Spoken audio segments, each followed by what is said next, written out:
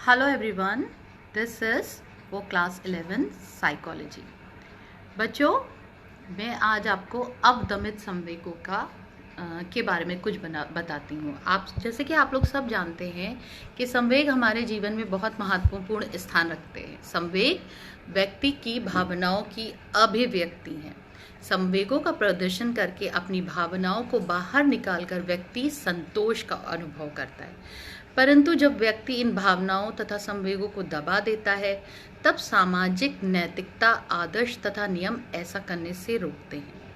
तब हमारे संवेग अचेतन मन में चले जाते हैं, जिससे व्यक्ति का व्यवहार असंतुलित हो जाता है तथा असंतोष की भावना प्रकट होती है, जिसे अवदमित संवेग कहते हैं।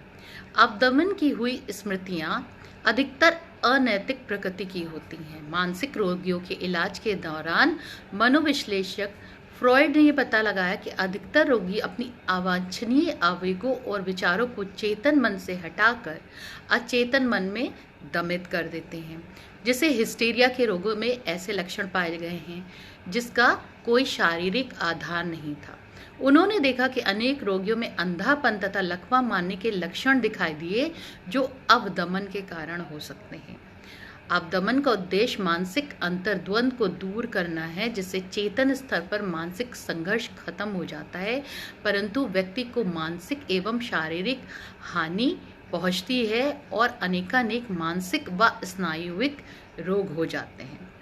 अर्थात बच्चों, जो मैंने अभी पढ़ा है उसके बारे में मैं बताती हूँ कि बच्चों, संवेग हमारे अभिव्यक्तियों को प्रकट करने का एक तरीका होता है। जब हम खुश होते हैं तो हंसते हैं, जब नहीं खुश होते हैं तो रोते हैं, या क्रोध होते हैं तो क्रोध प्रकट करते हैं। परंतु यदि यही संवेग हम इन्हें प्रकट नहीं कर पाते तो कहीं ना कहीं ये जाकर हमारे अनकॉन्शियस माइंड में घर बना लेते हैं और इनडायरेक्टली हमारे व्यवहार में प्रदर्शित होते रहते हैं और हमारे व्यक्तित्व को बहुत परोक्ष रूप से या इनडायरेक्ट रूप से प्रभावित करते हैं।